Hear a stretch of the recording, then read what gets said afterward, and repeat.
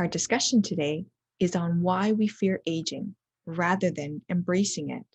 Our guest today is Brenda Deneen, a registered clinical counselor with over 30 years' experience in both the public and private sectors, working with both individuals and couples. She has a deep understanding and great insights into the process of aging. She helps people overcome their fears of getting older and helps them to create a vision for their life, including having good health, creating social connections, and living with a purpose. How now can we sort of get people to embrace aging? I know you mentioned having, we need to think about this now, but how do we want to, how do we want to live our life out in the 50s, 60s, 70s, 80s? But how do we start to teach people that embrace where you are right now so that you can live that better life for later? Mhm. I love that point you just made. So if you're embraced your life right now, you have the experience of embracing life. I enjoy life. I'm making my life the most fulfilling I can, and I'm going to continue to have this experience as I get older. So people might be thinking, oh, well, how am I going to keep having this when I'm, 50, 60, 70? So I want to mention a couple of things. One is have people in your life that are role models. Do you know anybody in your life, thinking to your life, either that you know personally, friends, family, or other people in the community, who are role models for you of really positive aging? Think about those people, or maybe talk to them if you can. What are they doing?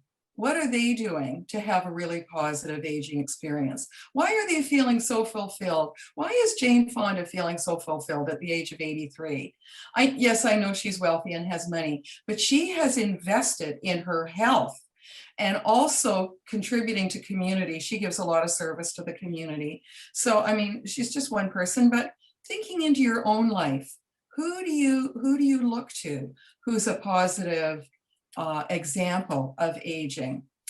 The other thing I want to mention is that throughout your life, starting now, be conscious of who your support system is.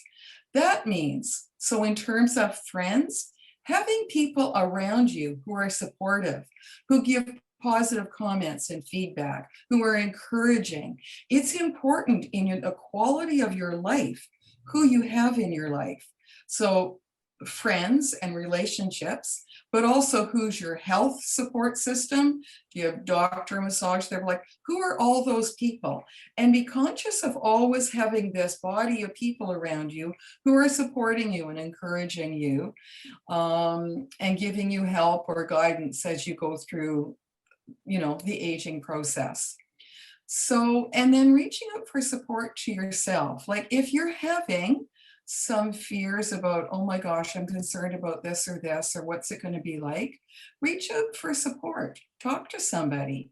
Voice your fears instead of just stuffing them down, or, bring it out into the open. What is it exactly that I'm concerned about?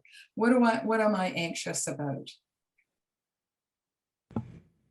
There's many things that you brought up in that point, and let's actually go straight to, you know, you talked about, having a role model, which is fantastic. I totally agree with you. I mean, fortunately for me, I had like two grandmothers that were like just Mhm. phenomenal, strong, and Mhm. lived one lived into the 90s, one lives into the hundreds. So very good role models for perspective of aging. Mhm. And I also like, if you don't have that within your own family, that you made mention that that you can look out of your family and outside of your circle, because you can still believe that maybe Jane Fonda is your role model, and that's a great example because she did embrace health and she embraces her age as well, which is a beautiful thing. Mhm. I you also mentioned, so in addition to the role models, the support system, which is so key. And you yourself are a counselor. I see counseling as well all the time, and And I believe in that as a support system as well. And I love that you're addressing this, because this is kind of where the point is that you don't have to go this into these fears alone, and that there is people like you that are specializing in this area where you can speak to. And you're a great example, you're a great role model of like someone who's thriving in their 70s, living their life the way they're choosing to. And so people can actually, look to you as a role model. And then in addition to that, Mhm. counseling from you in how they can actually reduce their fears. I mean, we're all going to have fears and insecurities about towards aging, and maybe even towards death, but we can reach out to people like you, that are counselors, and then, like you said, support system that will be positive Mhm. contribution to your life. So with that, maybe you can give us a brief understanding as to some of your how do you specialize in this and work with clients. Mhm. Thank you. That's actually a big question because people come to me with such a variety.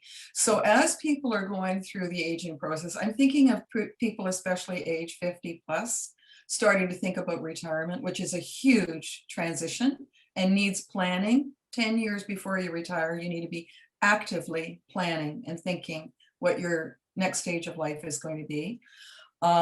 Dealing with aging parents, children growing up, becoming empty nesters, maybe downsizing your house, health issues. Sometimes marriages change, relationships change during these years. So I help people with all of those things, kind of zeroing in on what's happening in your life, what are the challenges that you're having, and what's your vision, and helping people develop a bit of a vision of what would you like your life to look like right now? What are the stumbling blocks? Sometimes people walk around with anxiety but haven't really articulated what is it that's really bothering me. And if I could name and describe that, oh, okay, that's what it is. And if I could overcome that or unpack that or deal with that in some way, what would my life be like then? So looking closely at what's happening and helping people. So I help people with like a great variety of things going through these years. Mm-hmm. And really developing a vision of, so it's not just the problems, the aging parents, the retirement, the health issues, but what is your vision, and having a purpose. And purpose is really important. When you were in your 20s and 30s, you might not have used the word, but you had a strong sense of purpose. You were going out in the world, you were getting education, you were taking courses, maybe getting a degree, maybe getting married or having a family. There were all these things that were developing the foundation of your life, and that was your purpose then. And when you're getting older, oh, what's your purpose then? And I find, especially when people retire, not all people, some people who haven't developed a picture of, what's this new life going to be like, start to feel like they're falling off a cliff if they don't have a purpose. Some people's purpose is tied to their career, to their work. They've received a lot of fulfillment. Well, what happens when that's done? You need to step into a new stage. Oh, I'm not a such and such anymore. What am I going to be now? And I like to help people with that. Like historically, I remember many years ago when I was working in the public sector, and a couple of men that I worked with, they died at age 67 from heart attacks. And that was kind of accepted. It was kind of like, well, that's what happens. The guy died and he had nothing else to live for.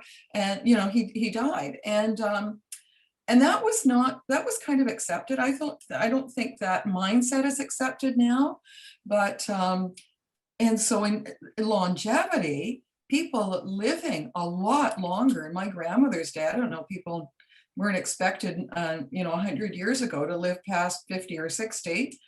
And now, you hear every day about, you watch the evening news, oh, congratulate Gladys, she was 100 years old today, and that's not uncommon. So if you are going to be living several more decades, 60s, 70s, 80s, 90s, what do you want those years to be like? And how can you be living your life now and develop a vision so it's the most fulfilling life and with purpose that you can have?